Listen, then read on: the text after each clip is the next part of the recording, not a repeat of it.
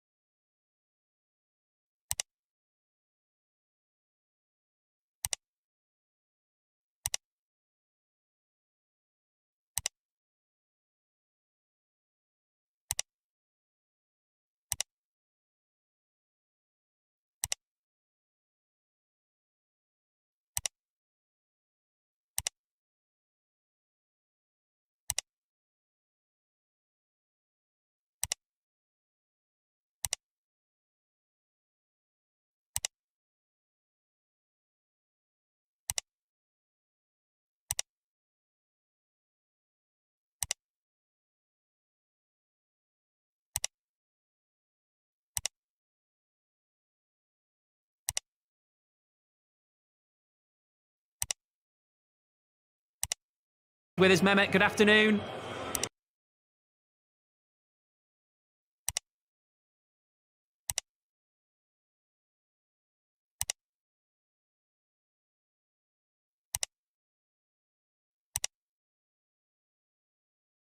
Good afternoon for you both.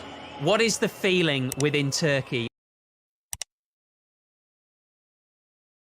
about this game?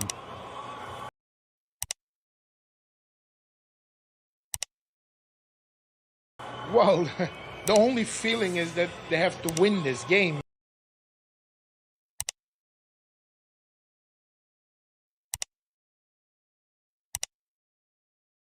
Because, you know, if they lose this game, then they're out.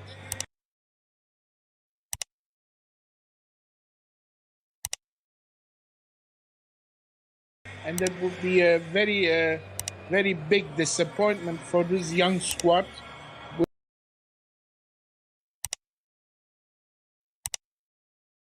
With a you know, experienced coach who has a good profile.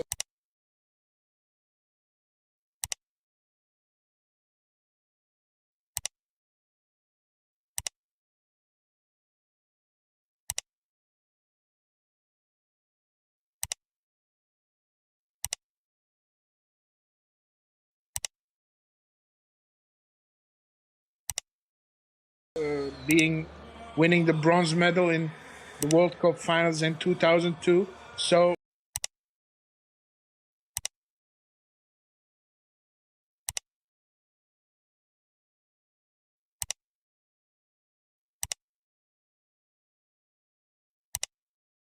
the only feeling is that they gonna, whatever happens,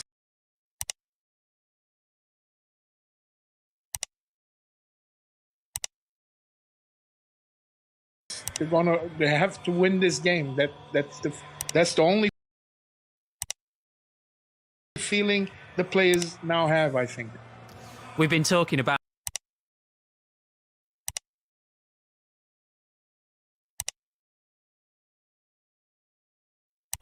Burak Yilmaz, but there's also Cengiz Under, who Leicester fans will have seen.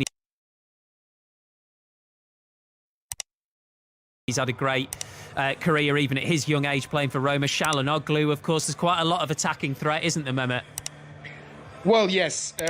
About Hakan Çalhanoğlu and Cengiz Ünder, those are two players who are capable to do a lot of things with the ball. You know, they can dribble, they can shoot the ball, they can, you know, give good cross passes, and with an experienced player like Burak Yilmaz up front, those are the three players I think Wales should watch out for.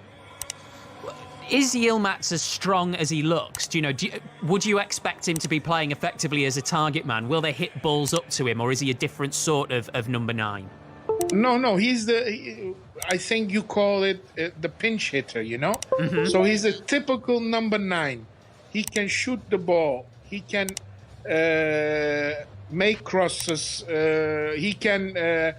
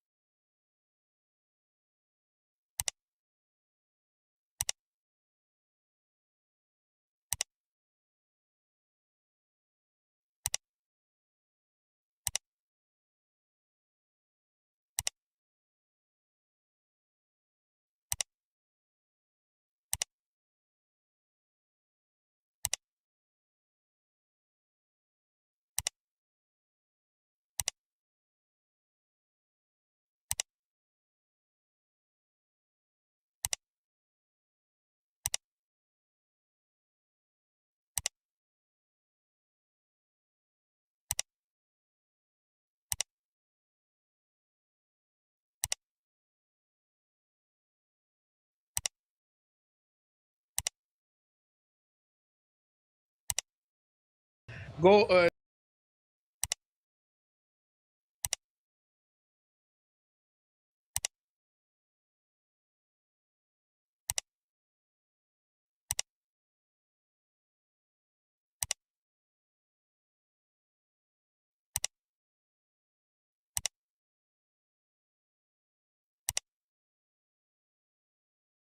Now, but for Wales, he's just stepped in, and it's 6 goals in 18 appearances. That's 1 in 3.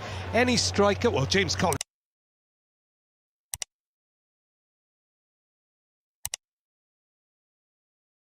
would be delighted with that strike rate.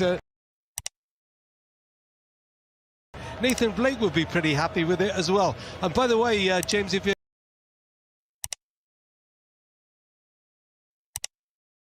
I'm sure you're all ears on this. Your wishes come true. The sprinklers are on the pitch in Baku. That's what it's all about.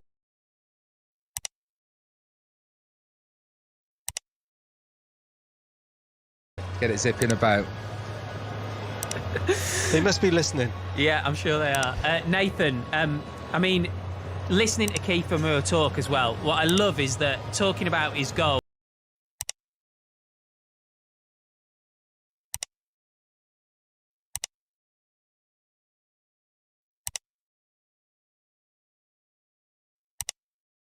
said, yeah, that's bread and butter for me. I would have thought there's no such thing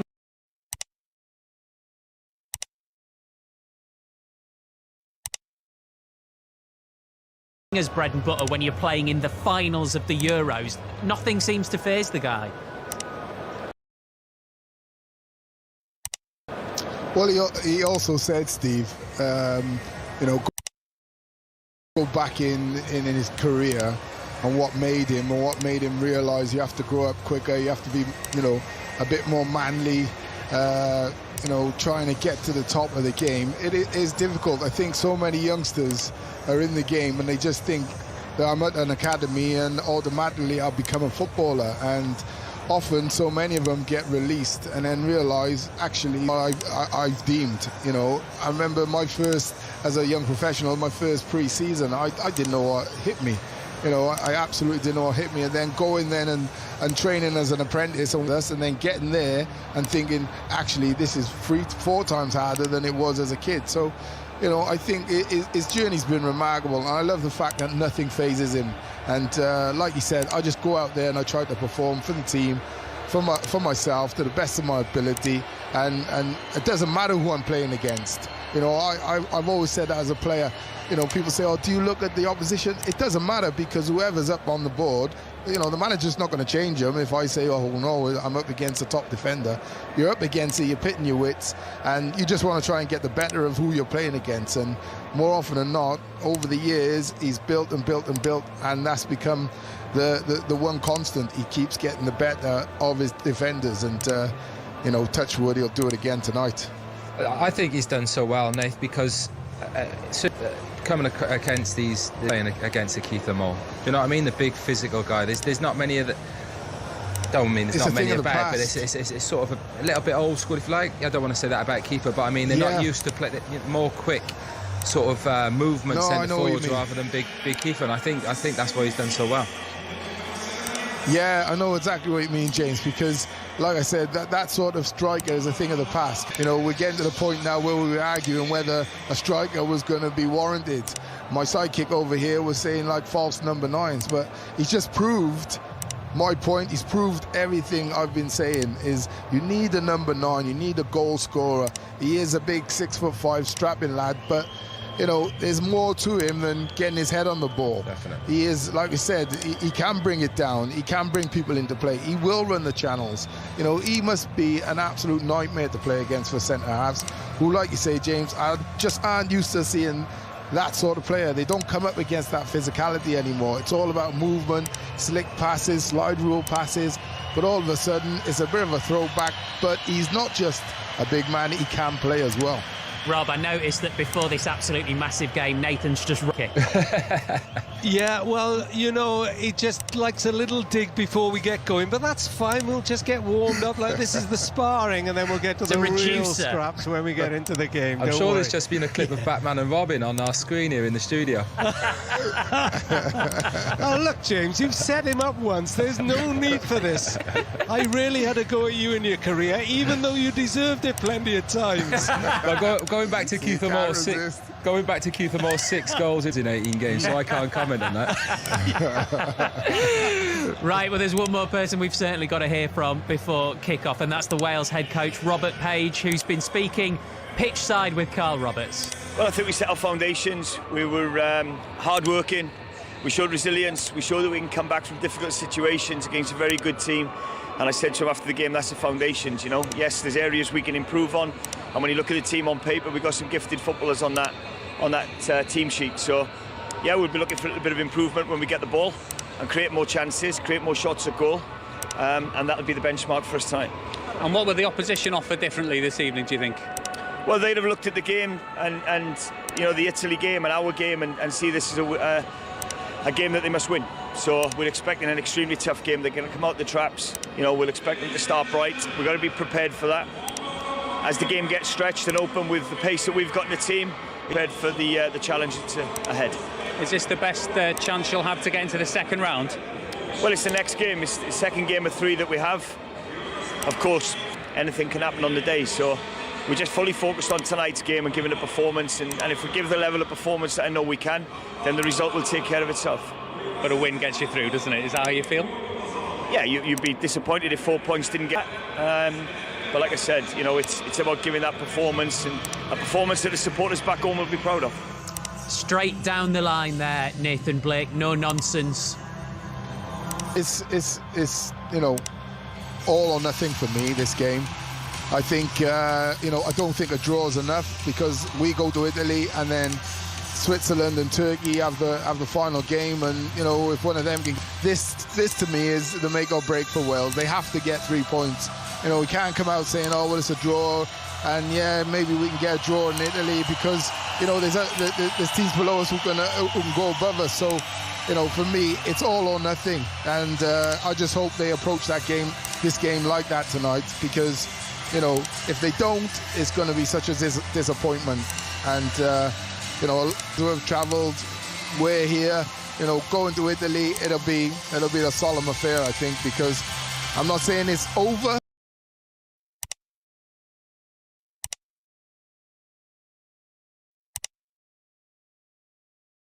But also the heat. Oh, it's a nightmare. Like James says, when you're sat here commentating, you can't affect the game, you can't affect nothing.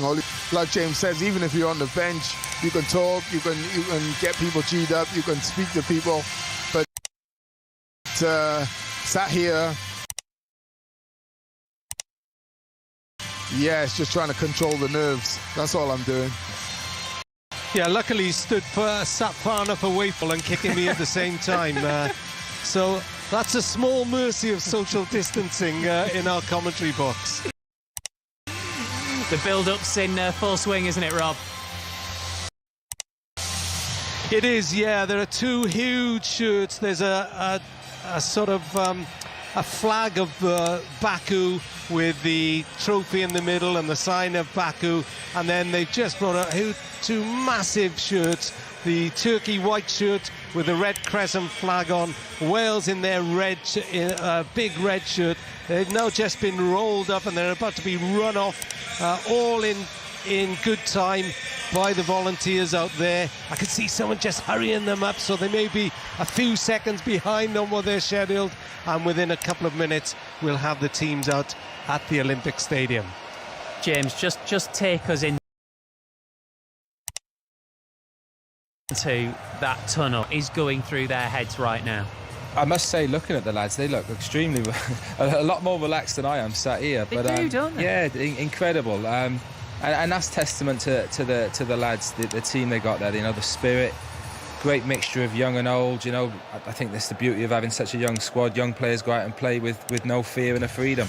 Obviously, you've got the main man at the front there, Gareth Bale, and all the boys behind him will know if he performs and the boys behind him do their job, that Wales have got a great chance of winning this evening. Clearly, Gareth Bale is Wales' most important player, but actually the way they're lining up in the tunnel, it's kind of fitting that the man behind him might be the second most important, and that is Danny Ward, who was absolutely brilliant against Switzerland. He was sensational. It didn't get a lot of mention really, because we were talking about how actually, you know, we thought Wales were poor, certainly in the first half. But yeah, if it wasn't for Danny Ward, again, was sensational on the day. You know, it could have been a lot different on Saturday. But like I said, they're all going to need to perform. Such a high pressure game.